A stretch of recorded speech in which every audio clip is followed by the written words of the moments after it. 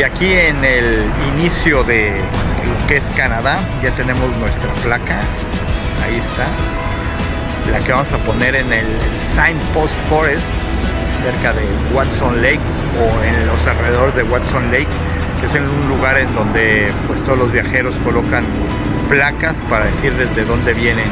Yo sé que un soldado que creo que venía de Pearl Harbor estaba muy triste por la guerra y entonces dejó una placa que decía soy fulano de tal y estoy a tantos kilómetros de mi casa y entonces tuve que pasar por ahí.